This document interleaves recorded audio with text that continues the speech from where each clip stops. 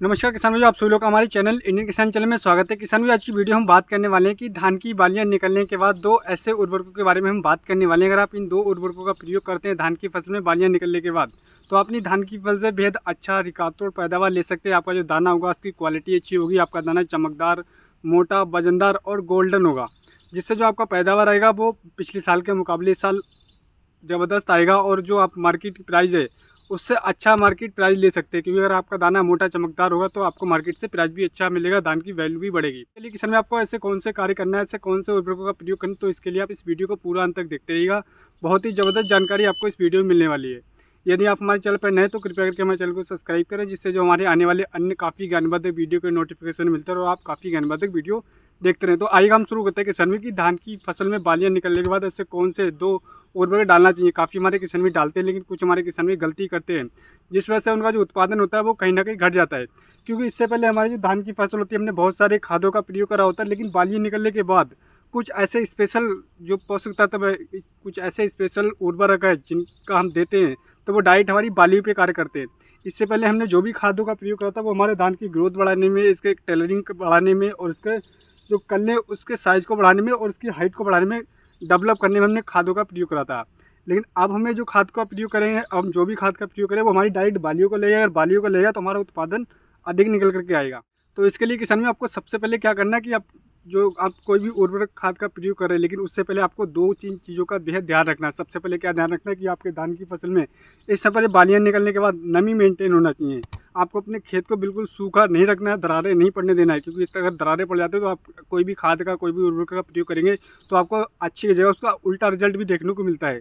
काफ़ी हमारे किसानों को ये समस्या आती है और हमारे पास फ़ोन भी आते हैं, मैसेज भी आते हैं, तो उनकी यही समस्या होती है, खेत में उनके दरारें उन्होंने ऊपर से खाद का प्रयोग कर दिया।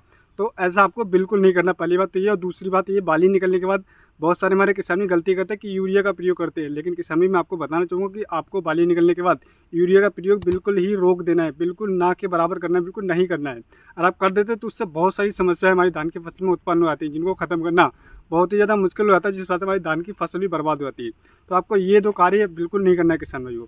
एक तो सूखा नहीं रखना, नमी मेंटेन बना के रखना, और यूरिया का प्रयोग नहीं करना है। अब बात कर रहे थे कि आपको ऐसे कौन से दो उर्वरकों का प्रयोग करना है जिससे हम आने वाले समय में अपनी धान की फसल से जो बालियाँ है उसका मोटा, चमकीला, वजनदार कर सके। और जो उसमें दाना है, काफ़ी हमारे किसानों को सवाल रहता है कि उनका दाना नहीं पड़ता है, खाली रह जाती बालियाँ। तो इसके लिए आप इन दो उर्वरकों का अगर प्रयोग करेंगे तो आपको बेहद अच्छा रिकातो पैदावार मिलेगा।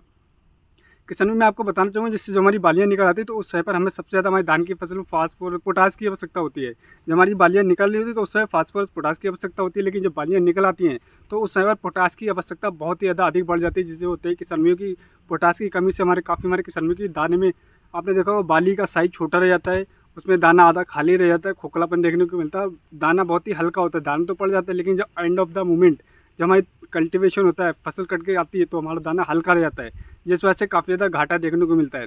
तो किसान भाई मैं आपको बताना चाहूँगा कि ऐसी जो काफ़ी हमारे किसान भाई की बाली खाली रह जाती है, दाना ठीक से बराबर नहीं होता है, तो ये कोई समस्या नहीं है। काफ़ी हमारे किसान भी बोलते हैं कि समस्या है, लिखा समस्या ये है कि आपने सही खाद का प्रयोग नहीं करा था, उसमें खाद की डिफिशियंसी रह गई थी, उर्वरक की कमी के कारण ये आपका दाना हल्का, खाली, खोखला रह गया था। तो आपको ऐसा बिल्कुल नहीं करना कि आपकी बालियाँ निकलें तो आपको उस समय पर NPK 0050 और उसके साथ में कोई भी अच्छी तरीके से सिलिकॉन चिपकू, या फिर आपको बोरोन 1 से 1.5 ग्राम आपको NPK 0050 और उसके साथ में 100 से लेकर 150 ग्राम बोरोन प्लस कोई सिलिकॉन चिपकू का अवश्य प्रयोग करें।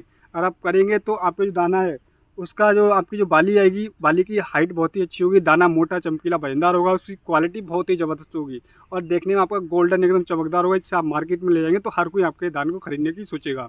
तो जिससे आपकी धान की वैल्यू बढ़ेगी तो आपको धान मार्केट में इसका प्राइस भी अच्छा मिलेगा। तो आपको ध्यान रखना है कि अगर आपकी बालियाँ निकल रही तो उस समय पर आपको NPK 0050, जैसे कि मैंने पहले बताया कि फास्फोरस और पोटास की आवश्यकता होती है, जैसे कि, और जब आपकी बालियाँ निकल आती है तो उस समय पर आपको NPK 0050, उसके साथ में बोरोन 100 से लेकर 150 ग्राम, उसके साथ में सिलिकॉन चिपकू का अवश्य प्रयोग करें। काफ़ी हमारे किसान भी गलती करते हैं, सिलिकॉन चिपकू का प्रयोग नहीं करते, जिससे उन्हें अच्छा रिजल्ट देखने को मिलता है।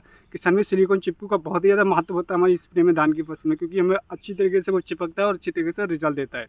जैसे वहीं अगर आप गबो जब जब बालियाँ निकलते समय करें तो आपको NPK 05274, उसके साथ में आपको लेना है बोरोन 100 ग्राम से लेकर 150 ग्राम, उसके साथ में आपको सिलिकॉन चिपकू, इसको लेना है।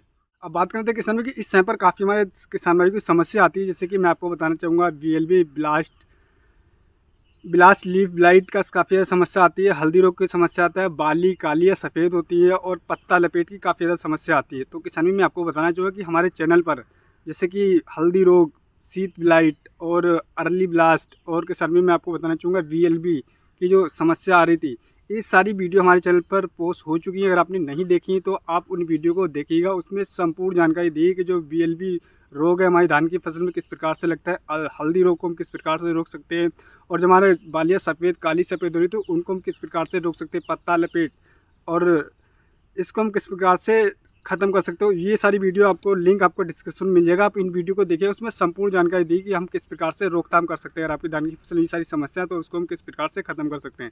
लेकिन किसानी में आज की वीडियो में भी कुछ आपको जानकारी देने वाला हूँ कि अगर आपकी धान की फसल में जैसे कि BLV की समस्या देखने को मिलती है, जिससे हमारे काफ़ी किसान में झुलसा रोग भी बोलते हैं। ये समस्या हमारे 2-3 साल से बहुत ही अधिक हमारे किसान भाइयों की धानों की फसल में देखने को मिली। तो किसान भाई इसके लिए आपको क्या करना है, आपको इसके लिए स्टेप्टोसाइक्लिन लेना है आपको 12 से 18 ग्राम। ये शैशे में आता है किसान भाइयों, करीब 6 ग्राम का एक शैशे, तो आपको 2 से 3 शैशे लेना है 1 एकड़ के लिए। उसके साथ में कॉपर ऑक्सीक्लोराइड लेना है किसान भाई 500 ग्राम। इन दोनों को अच्छी तरीके से घोल तैयार करके सिलिकॉन चिप को मिला के स्प्रे कर दिए। जो आपकी VLV यानी कि जो झुलसा रोग की समस्या आ रही थी, तो वो समस्या आपकी गारंटी के साथ ख़त्म हो जाएगी। क्योंकि ये समस्या अगर आप संपूर्ण जानकारी चाहते हैं तो वीडियो आप VLV वाला हमारा वीडियो जरूर देखिएगा, उसमें संपूर्ण जानकारी दी कि अगर हम इसको सही समय पर ख़त्म नहीं करते तो हमारी धान की फसल बिल्कुल बर्बाद हो जाती है।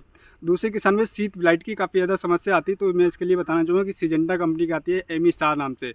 इसकी अगर बात करूँ टेक्निकल तो इसमें होता है ऑक्सी स्टोरबिन होता है 18.2%, उसके साथ में डाइफिनाकोनोजोल होता है 11.4%। इसको आप NPK के साथ में घोल बनाकर स्प्रे कर सकते हैं 200 लीटर पानी में। जो मैंने आपको मात्रा बताई थी वो एकड़ के हिसाब से बताई थी, आप स्प्रे कर दीजिएगा। जो आपकी समस्या शीत ब्लाइट की वो भी रुक जाएगी और जो VLB की समस्या थी झुलसा रोग की वो भी आपकी रुक जाएगी। तो इस तरीके से किसान भी अगर आप धान की फसल में अपने कार्य करते हैं तो अपनी धान की फसल से बेहद अच्छा अधिकतर पैदावार ले सकते हैं। जो समस्या आ रही थी वो आपकी समस्या खत्म हो जाएगी और आपका दाना मोटा चमकीला वजनदार होगा, आपके दाने की क्वालिटी बढ़ेगी, वजन बढ़ेगा और जो बाली में भराव होगा वो नीचे से लेकर ऊपर तक दाना एकदम फुल भरेगा। अगर बात करें इसके जो उत्पादन की तो पिछले साल के मुकाबले आप इस साल कम से कम 30 से 35% अधिक मुनाफा ले सकते हैं, अधिक उत्पादन ले सकते हैं। तो उम्मीद करता हूं दोस्तों मैं आपको एक सही और एक सटीक जानकारी दे पा रहा हूं। हमारी वीडियो आपको पसंद आई तो हमारे चैनल को सब्सक्राइब करना बिल्कुल मत भूलिएगा और हमारे इस वीडियो को अधिक से अधिक अपने मित्रों अपने दोस्तों के साथ शेयर करें। जो हमारे किसान भाई एग्रीकल्चर में करियर बनाने की सोचे उन तक हमारी जानकारी पहुँच सके और वो अपनी धान की फसल से बेहद अच्छा अधिकतर पैदावार ले सकें।